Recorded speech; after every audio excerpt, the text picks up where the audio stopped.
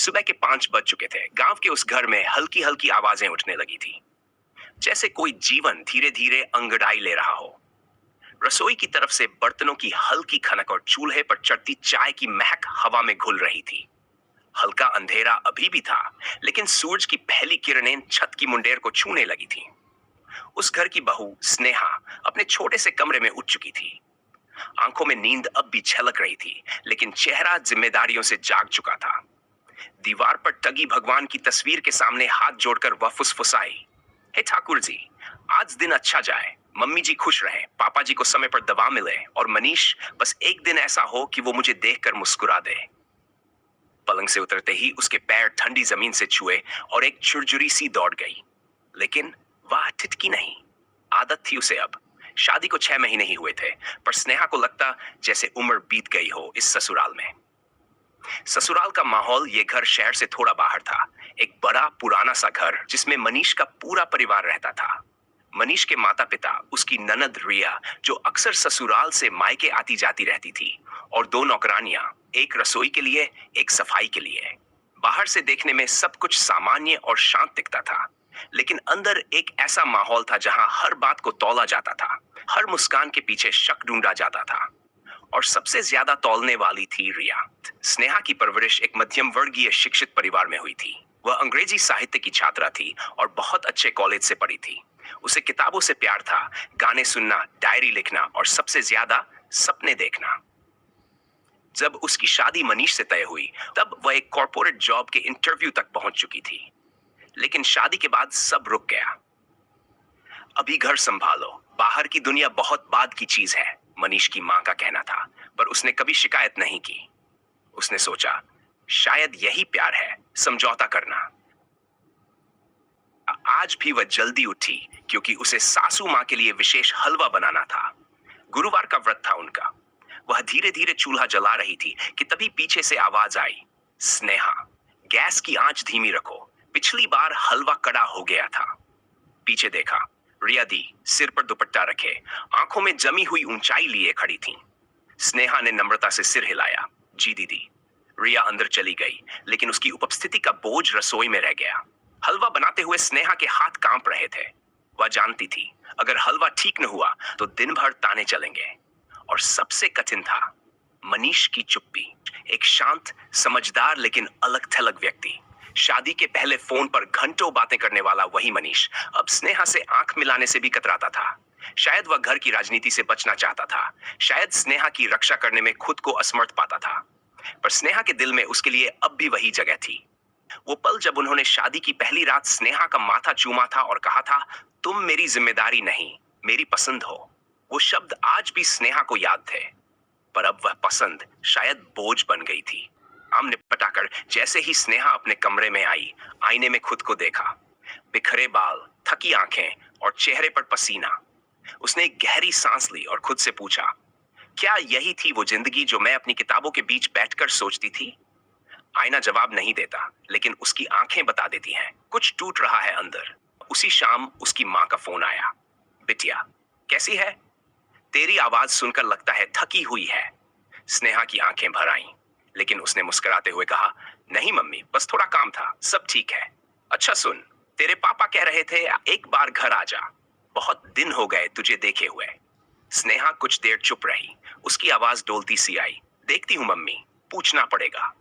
Phone रखने के बाद उसने अपनी डायरी उठाई और लिखा, माइका अब एक सपना है और मैं उस सपने को रोज जीती हूँ, जागते हुए। जिंदगी हमेशा बड़ी कुर्बानियों की मांग नहीं करती, कभी कभी वो रोज मरते हुए छोटे छोटे सपनों की आहट में भी घुट जाती है। एक बहू का पहला सावन, सावन का महीना शुरू हो चुका था। आसमान हर रोज बदलता था, कभी बादल, कभी धूप, कभी रिमझिम फुहारें। पर स्नेहा की आंखों में बादल कुछ ज्यादा ही थे इन दिनों। वो बालकनी में खड़ी थी। सामने आम के पेड़ की डालियों पर कोयल गा रही थी। दूर मंदिर से आरती की आवाज आ रही थी। हवा में मिट्टी और चंदन की महक थी। लेकिन इस सारी खूबसूरती के बीच स्नेहा की गोद में पड़ा उसका मोबाइल फोन किसी अनकहे इंतजार का बोझ ढो रहा था। आज उसका पहला सावन था। वो दिन जब नई दुल्हनें हरे रंग की चूड़ियां पहनती हैं, झूले झूलती हैं। ससुराल में सब उसे लाड प्यार से सजाते संवारते हैं। उसने मन ही मन सोचा था कि मनीष उसे मंदिर ले जाएगा, हाथों में हरी चूड़ियां पहनाएगा और शाम को कहीं घूमने भी चलेंगे। पर सुबह से लेकर अब तक ना किसी ने उसके लिए कुछ कहा, ना मनीष ने कोई बात की। सुबह जब वह रसोई में आई थी तो सासू माँ चाय के प्याले में चीनी कम करने को लेकर नाराज थी। स्नेह मीठा भी ठीक से नहीं बना सकती। रिया दीदी वहीं बैठी थी। उन्होंने हल्की सी मुस्कुराहट के साथ जोड़ा, भाभी, सावन में तो सब और मीठा चाहिए होता है, खासकर आपके व्यवहार में। स्नेहा ने सुना, समझा, लेकिन कुछ नहीं बोली। वह मुस्कुराकर चाय की ट्रे ले गई। मन में सिर्फ एक ही सवाल गूंजता रहा, क्या मेरा पहला सावन सिर्फ एक कामकाजी दिन बनकर रह जाएगा? शाम के 5 बजे थे। मनीष ऑफिस से लौट आया था। स्नेहा उसके लिए चाय लेकर आई। उसने उम्मीद भरी नजरों से मनीष की आंखों में देखा और धीरे से कहा, आपको याद है ना, आज मेरा पहला सावन है। मनीष ने सिर उठाया, उसकी आंखों में झांकते हुए बोला, हाँ याद है, पर आज बहुत थका हुआ हूं। मीटिंग्स ही मीटिंग्स थी। तुम तो जानती हो मैं ड्राइव करके कहीं नहीं जा सकता आज। स्नेहा ने तुरंत मुस्कुराकर सिर हिलाया, ठीक है, कोई बात नहीं। लेकिन वो मुस्कान चेहरे से ज्यादा उसके दिल पर बोझ बनकर रह गई। उसके सारे सपने, चूड़ियां, मंदिर, मेला, झूला, सब धुंधले होते गए। व्यंग्य रिया दीदी शाम को सामने लॉन में बैठी थी। उनके हाथों में बड़ी बड़ी हरी चूड़ियां थी। भाभी, आपने चूड़ियां नहीं पहनी? अरे पहली सावन है आज। हमारे यहाँ तो ससुराल में पहला सावन बहुत खास होता है। स्नेहा ने हंसते हुए कहा, नहीं दी, मेरे लिए तो आज वैसा कुछ खास नहीं है। रिया हंसी, क्यों, कोई खास नहीं है यहाँ? स्नेहा ने कुछ जवाब नहीं दिया और शायद देना भी नहीं चाहती थी। उसके जवाब की जगह उसकी सूनी कलाइयां बोल रही थी ना। रात को जब सब सो चुके थे, स्नेहा ने अपनी डायरी खोली। आज मेरा पहला सावन था और मैं बस घर की बाई बनकर रह गई। मैंने खुद से वादा किया था कि मैं शिकायत नहीं करूंगी, पर आज मन बहुत रोया। मैंने झूले नहीं झूले, पर मेरे मन ने कई बार झूल कर गिर जाने की कोशिश की। क्या एक बहू की कोई खुशी नहीं होती, या उसे हर खुशी के लिए सिर्फ स्वीकृति की भीख मांगनी होती है? अचानक उसे याद आया, पिछली साल यही सावन जब वह अपने मायके में थी। माँ ने हरी साड़ी दी थी, पापा ने मंदिर से उसके लिए चूड़ियां लाई थी और भाई ने अपने हाथों से झूला बांधा था पेट पर। उस दिन सब उसे राजकुमारी कहकर बुला रहे थे और आज वही लड़की किसी के घर की सेविका सी लग रही थी। अकेलापन। मनीष उसके बगल में ही सो रहा था, गहरी नींद में। स्नेहा की आंखों से एक आंसू बहकर तकिए में समा गया। उसी आंसू में उसके सावन की पहली बूंद थी। रिश्तों की दीवारें पत्थर से नहीं, अहंकार से बनती है, और जब वो दीवार ननद भाभी के बीच खड़ी हो तो एक घर मंदिर से जेल बन सकता है। रिया, यानी मनीष की बहन, यानी स्नेहा की ननद, चेहरे पर मुस्कान और जुबान पर मिठास। पर जब बात स्नेहा की आती तो यही मिठास धीरे धीरे कड़वाहट में बदल जाती थी। उसका स्वभाव दोमुहा था। ससुराल में वो समझदार बहू, चुकने वाली पत्नी, सबकी लाडली थी, और मायके आते ही वो बन जाती थी सब पर अधिकार जताने वाली रानी। रोज का एक नया हस्तक्षेप। एक दिन सुबह सुबह की बात है। स्नेहा रसोई में सबके लिए नाश्ता बना रही थी। आलू पराठे सिक रहे थे। पराठों से निकलती खुशबू पूरे घर में फैल रही थी। रिया उठकर आई और बोली, भाभी, आप हर दूसरे दिन आलू पराठा बना देती हैं। मम्मी के शुगर है और ये पराठा सेहत के लिए ठीक नहीं। आप कभी ओट्स भी बना लिया करो, हम लोग शहर में हेल्दी खाते हैं। स्नेहा ने मुस्कुराकर कहा, मम्मी जी ने खुद ही आलू पराठे की फरमाइश की थी, उन्हें पसंद है, तो आप मना नहीं कर सकती थी। बहू होने का मतलब ये नहीं कि हर बात में हाँ कहा जाए। ये आपकी जिम्मेदारी है कि सबकी सेहत का ध्यान रखें। स्नेहा चुप रही, पर उसका मन अंदर से टूट गया। एक तरफ सासू माँ कहती, बहू बहुत अच्छी बनाती है, दूसरी तरफ रिया को उसकी हर चीज में नुक्स नजर आता। तुम जो भी करती हो वो या तो ज्यादा है या कम, कभी ठीक नहीं। यही था रिया का स्थायी वाक्य। रिया का ससुराल और दोगली सलाह। रिया के ससुराल में उसके पति सौरभ हर वीकेंड पर उसे घुमाने ले जाते। इंस्टाग्राम पर एक से बढ़कर एक फोटो पोस्ट होती, cafe date, weekend trip, classy dinner. पर जैसे ही मायके आती, वही रिया स्नेहा को जान देने लगती। भाभी, सास ससुर की सेवा ही असली जीवन है। घूमना फिरना तो बस पैसे की बर्बादी है। घर में रहकर ही स्त्री की इज्जत होती है। स्नेहा के मन में कई बार आता कि कहे, तो फिर आप क्यों हर वीकेंड बाहर जाती हैं और फोटो डालती हैं? पर वो कुछ नहीं कहती, क्योंकि उसे सिखाया गया था कि बहू बहस नहीं करती, सहन करती है। मनीष की चुप्पी। स्नेहा कई बार मनीष से इस बारे में बात करना चाहती थी। एक दिन जब रिया ने सबके सामने यह कह दिया, भाभी को घर के नियम समझने में थोड़ा वक्त लगेगा, आखिर शहर की लड़की है, तब स्नेहा ने रात में मनीष से कहा, रिया दीदी बार बार मुझे इस तरह क्यों टोकती हैं? उनके लिए मैं हमेशा गलत क्यों होती हूँ? मनीष ने आंखें बंद करते हुए कहा, वो बस तुम्हारा भला चाहती है, तुम्हें ओवर रिएक्ट नहीं करना चाहिए, और फिर तुम भी तो कुछ ना कुछ ऐसा करती हो कि उन्हें टोकना पड़े। उस एक वाक्य ने स्नेहा को अंदर से तोड़ दिया। आज उसने सीखा कि सबसे ज्यादा तकलीफ तब होती है जब आपका अपनों से कोई बचाव नहीं करता, बस आपकी गलती ढूंढता है। स्नेहा को सिलाई कढ़ाई का शौक था। उसने अपने पैसों से एक सिलाई मशीन ली थी। वो चाहती थी घर में रहते हुए थोड़ा बहुत काम कर ले, अपने हाथों से कुछ डिजाइन करे, कुछ सीखे। एक दिन जब वो अपनी छोटी सी डिजाइन बुक लेकर बैठी थी, तभी रिया आई। भाभी ये सब क्या है? घर के काम छोड़कर अब ये फैशन डिजाइनर बनने चली हो क्या? नहीं दीदी, बस थोड़ा मन लग जाता है। आपको पता है, कॉलेज में मैं ये सब बहुत अच्छे से करती थी, तो अब कॉलेज खत्म हो गया है। अब तुम इस घर की बहू हो। बहुएं ना तो अपनी दुकान खोलती हैं, ना ही शोपीस बनती हैं, बस घर चलाती हैं। तुम्हें पता है मम्मी को ये सब कितना फालतू लगता है? उस दिन के बाद स्नेहा ने अपनी मशीन कवर करके रख दी, और उसके साथ एक सपना भी पैक हो गया, जिसे अब शायद कभी खोलने का हौसला नहीं रहेगा। सासू माँ की खामोश हाँ। कई बार ऐसा होता कि स्नेहा की बात सही होती, पर फिर भी सासू माँ रिया का ही पक्ष लेती। एक बार सब्जी में नमक थोड़ा कम रह गया। रिया ने जोर से कहा, भाभी ये क्या बना दिया आपने? आज के दिन भी नमक भूल गई। सासू माँ ने कहा, स्नेहा तुम्हें ध्यान देना चाहिए, आखिर घर की इज्जत बहू के हाथों में होती है। स्नेहा ने देखा, कोई भी उसकी तरफ नहीं था। उस दिन उसे लगा वो इस घर का हिस्सा है, लेकिन इस घर के किसी इंसान की पसंद नहीं। अब स्नेहा को लगने लगा था कि रिया उसकी हर बात में सिर्फ हस्तक्षेप ही नहीं कर रही, बल्कि धीरे धीरे उसका अस्तित्व ही निगल रही है। हर बार स्नेहा का फैसला रिया की राय से कमतर ठहराया जाता। हर बार उसकी कोशिशें रिया की कृपा बनकर पेश की जाती, और हर बार उसकी आवाज किसी और के शब्दों में डूब जाती। उसने महसूस किया कि ये सिर्फ ननद नहीं है, ये उसकी पहचान परछाई एक परछाई बन चुकी है। कभी कभी इंसान टूटता नहीं, वो खुद को बचाने के लिए चुप हो जाता है, पर जब भीतर की आवाज जागती है तो वही चुप्पी क्रांति बन जाती है। सावन की वो शाम, सावन का महीना था। बारिश की हल्की हल्की बूंदें खिड़की से टकरा रही थी। घर में पूजा का माहौल था। सासू माँ ने व्रत रखा था और स्नेहा ने पूरे मन से तैयारी की थी। झांकी सजाई, फल काटे, पंडित को बुलाया। सब कुछ समय से किया, पूरे मन से किया। पंडित जी जैसे ही गए, रिया अपनी साड़ी को संभालते हुए कमरे में आई।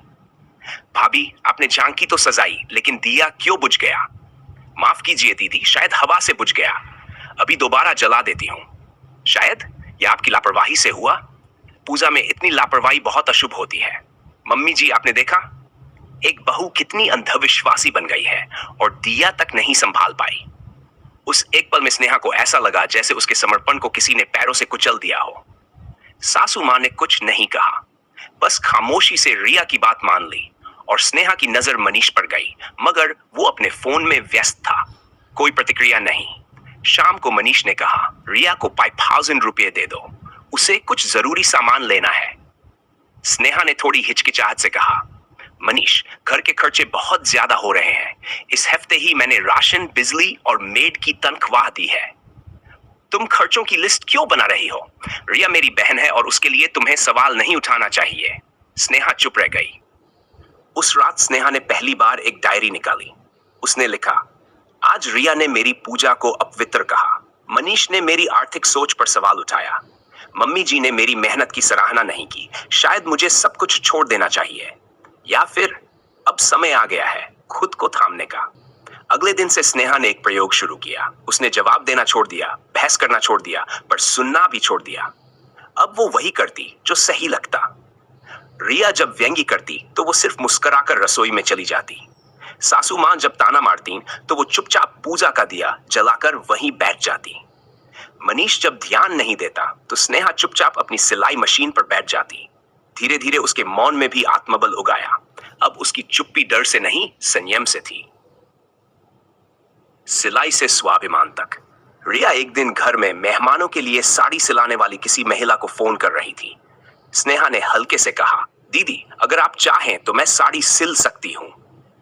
रिया ने हंसते हुए कहा, भाभी आप? चलिए अच्छा मजाक था। मगर मम्मी जी बोली, अरे स्नेहा तो कॉलेज में सिलाई प्रतियोगिता जीत चुकी है, बहुत सुंदर डिजाइन करती है। रिया कुछ पल को चुप रह गई। स्नेहा ने कहा, एक बार ट्राई करके देख लीजिए, अगर पसंद ना आए तो सिलाई वाले से सिलवा दीजिएगा। रिया ने मजबूरी में हामी भर दी। 2 दिन बाद स्नेहा ने साड़ी डिजाइन करके रिया को दिखाई। रिया कुछ पल देखती रही। Finishing, colour matching, border work, सब शानदार।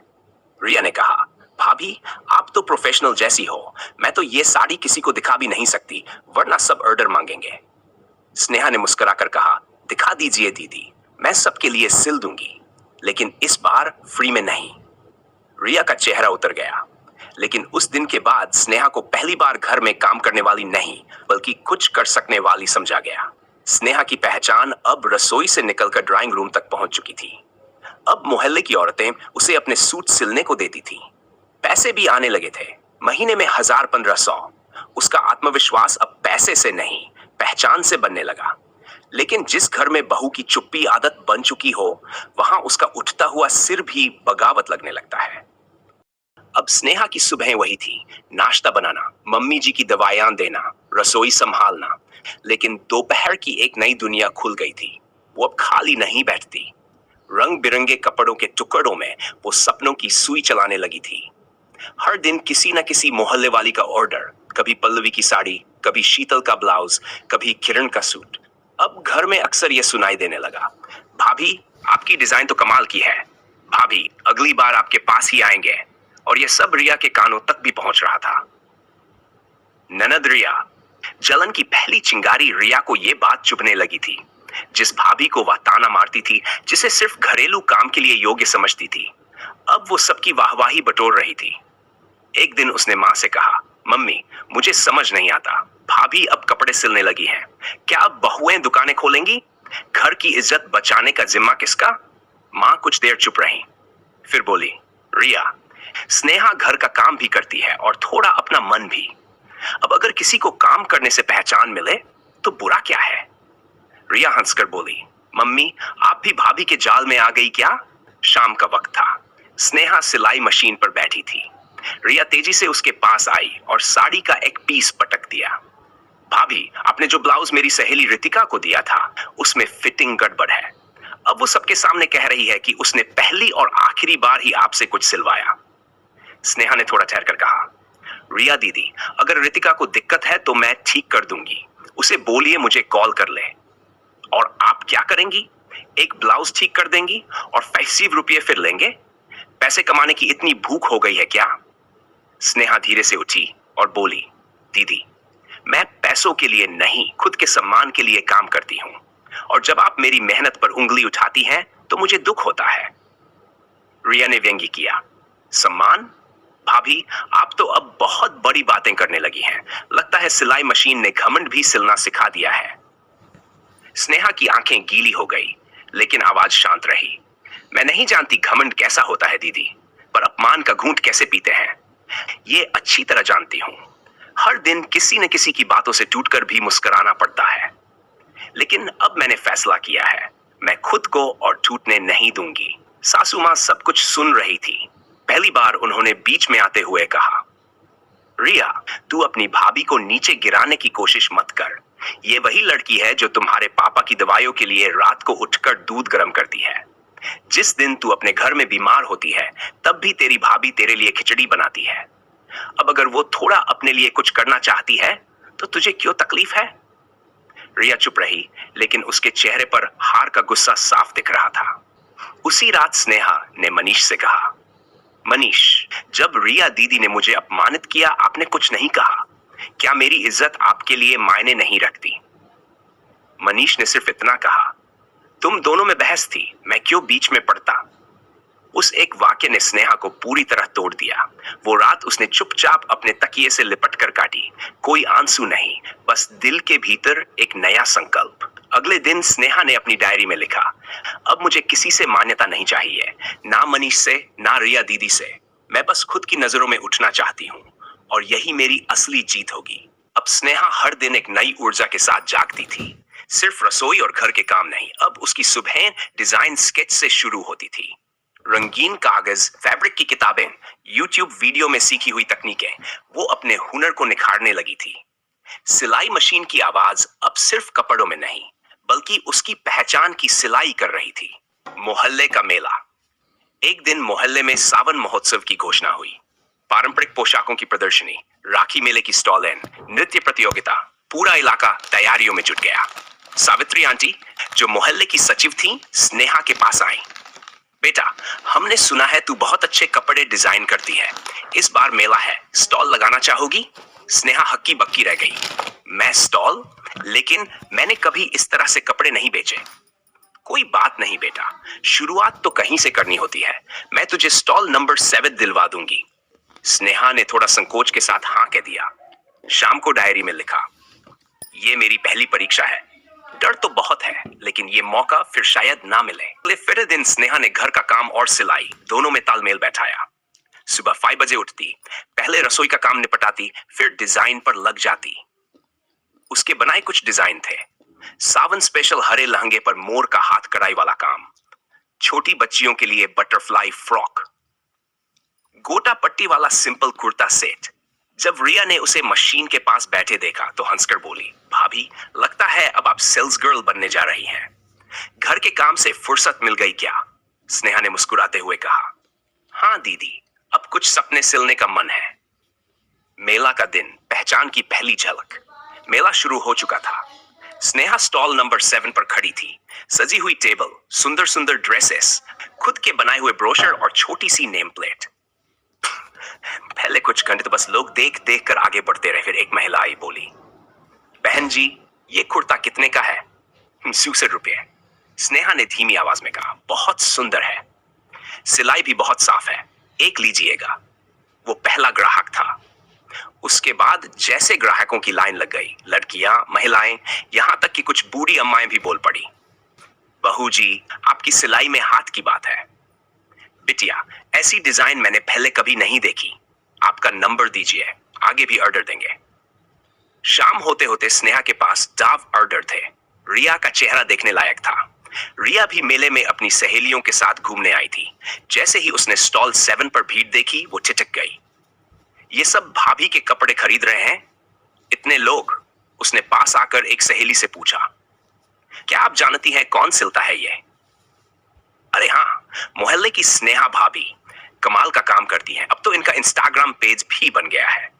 रिया कुछ जवाब नहीं दे पाई। उसका चेहरा जैसे थाली में पड़ा नींबू बन गया था।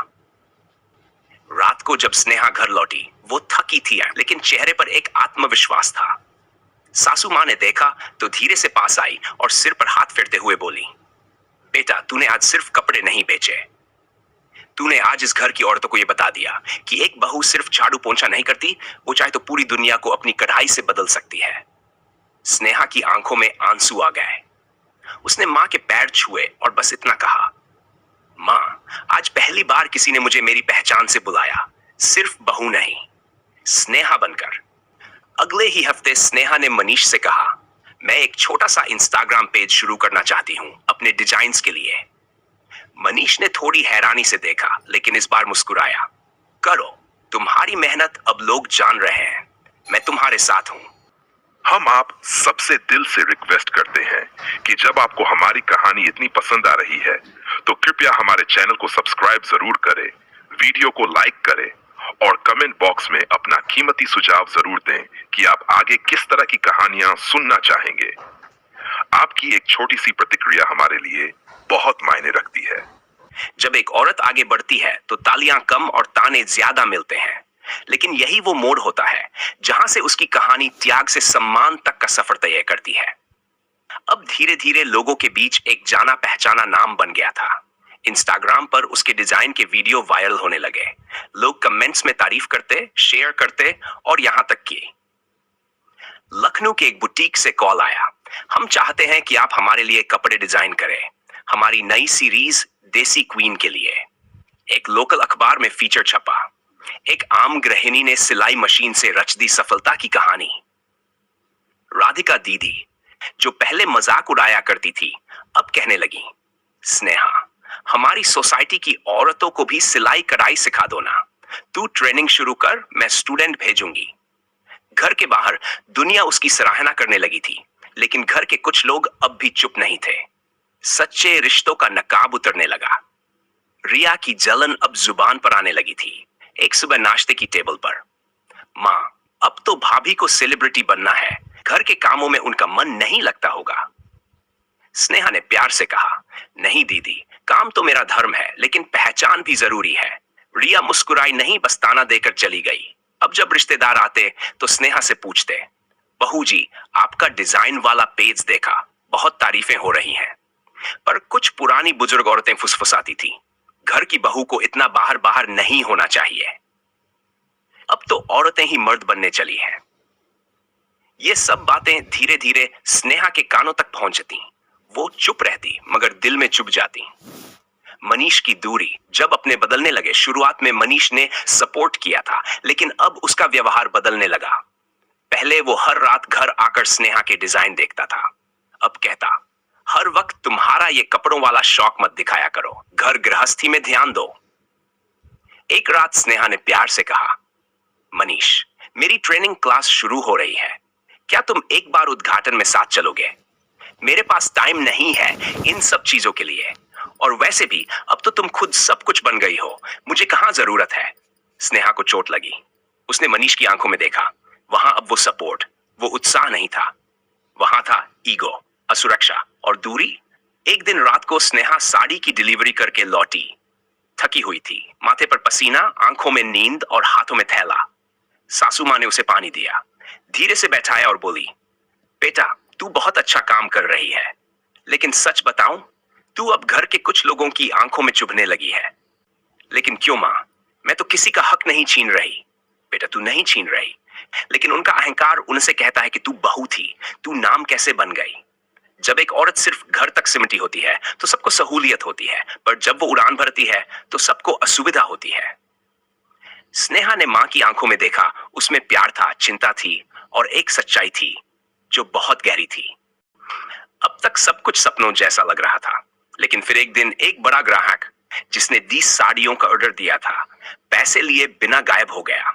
वो साड़ियां स्नेहा ने लोन लेकर बनवाई थी। नुकसान? दुख, भरोसा टूटने का। उस रात स्नेहा बहुत रोई, कमरे में बैठी रही, थकी, टूटी, लेकिन चुप। जब मां अंदर आई, स्नेहा ने बस एक बात कही, मां, मैं हार नहीं मानूंगी। ये दुनिया अगर गिराती है तो सिखाती भी है। मैं फिर उठूंगी, लेकिन इस बार और भी मजबूत होकर। दोपहर के ढलते सूरज की हल्की किरणें स्नेहा के घर के लॉन को छू रही थी। एक तरफ गुलाब के फूल मुस्कुरा रहे थे और दूसरी तरफ टेबल पर रखा एक सम्मान पत्र जो कह रहा था, भारत की 5 सबसे प्रेरणादायक महिलाओं में एक स्नेहा शर्मा। स्नेहा ने जैसे ही वह पत्र हाथ में लिया, उसकी आंखों में बरसों की मेहनत, ताने, आंसू और वो सारी रातें घूम गई जब सबके सो जाने के बाद वो अकेले में डिजाइन बनाती थी। आज का दिन खास था। आज उसके अपने ब्रांड स्नेहा क्रिएशंस की 5वीं वर्षगांठ थी। देश के कई शहरों में उसकी साड़ियों और हैंडमेड ड्रेस की डिमांड थी। महिलाओं के लिए वह सिर्फ एक फैशन डिजाइनर नहीं, बल्कि एक प्रेरणा थी। घर में अब वो चुप्पी नहीं रही। सासू माँ, जो कभी कहती थी घर से बाहर क्यों निकलना, आज हर आने वाली बहू से कहती है, कुछ सीखो स्नेहा से, बहू हो तो ऐसी। ननंद रागिनी, जो कभी ताने मारती थी, आज उसकी सोशल मीडिया हैंडल मैनेज करती है और हर मीटिंग में साथ जाती है।